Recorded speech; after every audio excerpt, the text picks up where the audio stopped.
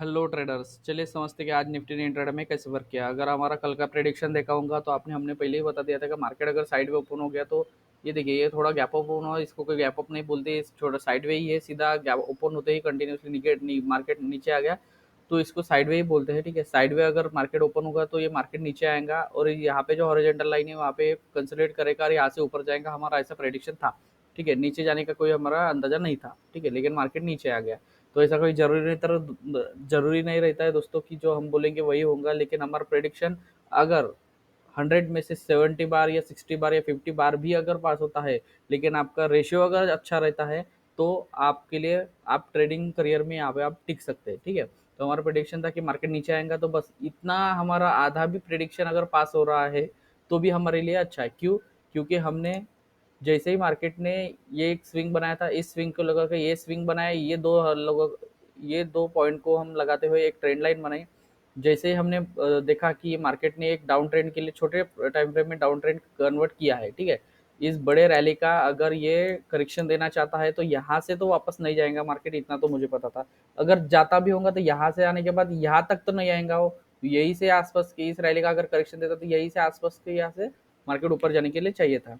लेकिन मार्केट ने बराबर इसके आसपास आ गया और यहाँ से फिर एक छोटा सा पब लिया। तो वैसे ही मुझे पता चल गया कि अगर मार्केट यहाँ तक आ सकता है तो इस रैली का करेक्शन देने के लिए यहाँ तक भी आ सकता है और मे बी यहाँ तक भी आ सकता है। ये हमारा चांसेस थे। ठीक है, वैसे ही हमने क्या किया, ये दो पॉइंट को मिला के एक ट्रेंड लाइन लगा दी।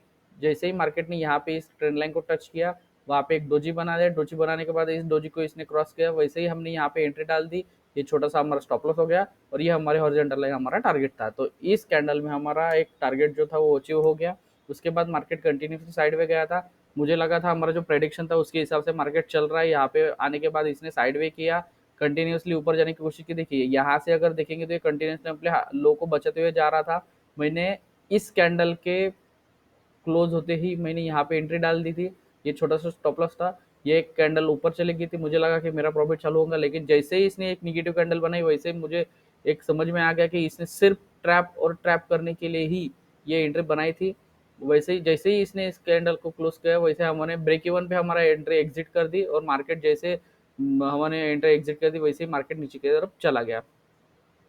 तो देखिए दोस्तों, अगर आपकी फर्स्ट एंट्री पास हो गई ठीक है, आप सेकंड एंट्री के चांस ले सकते हैं। लेकिन अगर सेकंड एंट्री फेल हो गई है तो वैसे ही अगर आपको लगेगा ये इसने ट्रैप करने के लिए लगा दिया, हमने तो बाइंग के लिए ली थी और अभी ट्रैप होने के बाद हम डाउन साइड की एंट्री लेंगे, तो ऐसा बिल्कुल मत कीजिए। क्योंकि अगर वैसा करेंगे तो ये इस तरीके से होगा, आपको लगेंगे यहाँ पे बाय होगा, ऊपर चला जाएगा तो आप यहाँ पे बाय कर लेंगे, फिर मार्केट फिर से आपको ट्रैप कर देंगे। आपको लगेंगे यहाँ से ऊपर जाएगा, आप फिर से बाय कर लेंगे, फिर से आपको ये ट्रैप कर देंगे, आपको लगेगा यहाँ से बाय कर देगा, फिर से इस ऐसे जोन में आपका पूरा का पूरा अकाउंट यहाँ पे ब्लो हो सकता है। इसलिए इस ट्रैप से बच दीजिए। अगर आपकी एक बार एंट्री फेल हो जाती है तो वैसे आप रुक जाइए। हमने सिर्फ एक बार ये एंट्री पास कर दी, फिर एक चांस लेके हमने ये एंट्री लगा दी, ये एंट्री फेल हो गई, हमको कोई प्रॉब्लम नहीं है, ब्रेक इवन पे हमारा ब्रोकरेज जाएगा, उतने हमारे लिए कोई प्रॉब्लम नहीं होता।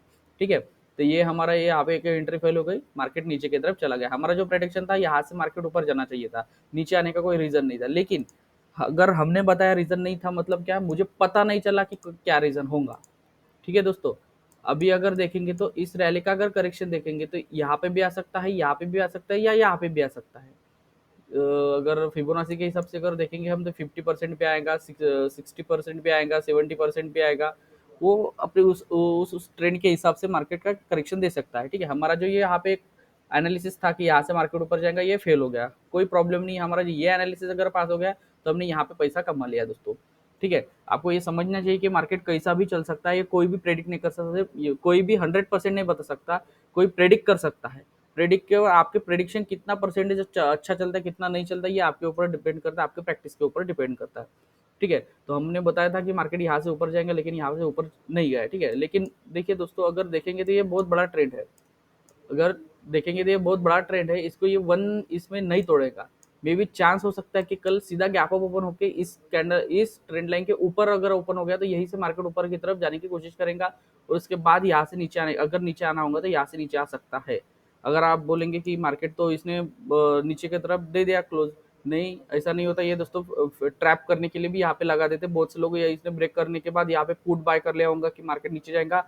मे भी ऐसा हो सकता है कि ये गैप डाउन भी ओपन हो सकता है, इसके नीचे भी जा सकता है, पॉसिबिलिटीज है। हम कोई पॉसिबिलिटीज मना नहीं करते, लेकिन एक आप समझ लीजिए अगर इतना बड़ा ट्रेंड चल रहा है और इसने यहाँ पे जो एसएल थे वो सभी खा लिए, मतलब अभी नीचे जाने का कोई रीजन नहीं है, तो इसने करेक्शन देने के लिए आया होगा, मे भी चांस है कि करेक्शन देने के लिए आया होगा। और हमारा जो और बड़ा हिसाब बिग टाइम फ्रेम के हिसाब से जो टारगेट था 18,500 वहां तक तो अभी मार्केट गया नहीं, तो मे भी चांस है कि मार्केट वहां तक भी जा सकता है।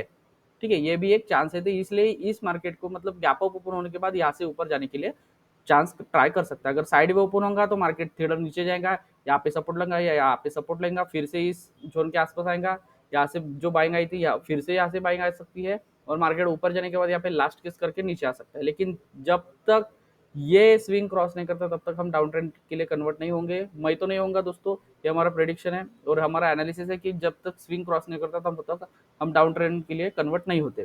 ठीक है दोस्तों, तो अगर कल साइड में ओपन होता है तो मे भी चांसेस कि ये यहाँ पे सपोर्ट लेगा या यहाँ पे सपोर्ट लेगा और फिर से ऊपर जाने की कोशिश करेगा। ठीक है, अगर गैप डाउन ओपन होता है बहुत सारा, अब बहुत ज्यादा गैप डाउन ओपन होता है तो आप समझ लीजिए यहाँ रिकवरी करेगा। क्यों? क्योंकि यहाँ से जिन्होंने बाई सेलिंग की थी, यहाँ से जिन्होंने सेलिंग की थी, वो सभी लोग अगर गैप डाउन ओपन होने के बाद सीधा बाइंग करते हुए कंटिन्यूसली ऊपर की तरफ आएगा, यहाँ पे टच यहाँ पे रेजिस्ट लेके मार्केट फिर से नीचे आएगा, और फिर यहाँ से मार्केट ऊपर जा भी सकता है या नीचे भी जा सकता है। ये भी एक ऑलरेडी एक प्रेडिक्शन है।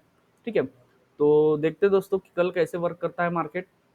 हमारा तो अंदाजा है हम अभी भी बाइंग में ही है, जब तक ये क्रॉस नहीं होता तब तक। अगर मार्केट यहाँ इसके अंदर चला जाता है तो हम फिर से एक एंट्री ले सकते हैं इसको क्रॉस करने के बाद। जैसे ये ऊपर जाएगा, इस ट्रेंड लाइन को अगर ये क्रॉस करते ऊपर जाएगा तो यहाँ पे कंसोलिडेट होने के बाद अगर प्राइस एक्शन मिलती है तो हम यहाँ से बाई करने की कोशिश करेंगे। तब तक ये स्विंग जब तक क्रॉस नहीं करता तब तक हम डाउन साइड की एंट्री नहीं लेंगे दोस्तों। छोटे टाइम फ्रेम में ले सकते हैं, वो भी अपने छोटे छोटे एनालिसिस के ऊपर। ठीक है दोस्तों, तो ये हमारा कल के लिए प्रेडिक्शन है। अगर पिछला प्रेडिक्शन भी हमने समझा दिया, कल का जो प्रेडिक्शन था वो भी समझा दिया, और आज मार्केट कैसे वर्क किया ये भी समझा दिया। यहाँ पे बहुत से लोगों को ट्रैप कर दिया है और मार्केट ने फिर से डाउन साइड के लिए एक रैली दे दी है। ठीक है, अगर हम देखा होगा तो आपने अगला जो कल आ सकता है उसका भी हमने प्रेडिक्शन कर दिया है। तो आप पूरे के पूरे वीडियो देखिए और अच्छी लगी तो आप लाइक कर दीजिए। ठीक है दोस्तों, मिलते हैं अगले वीडियो में। Thank you.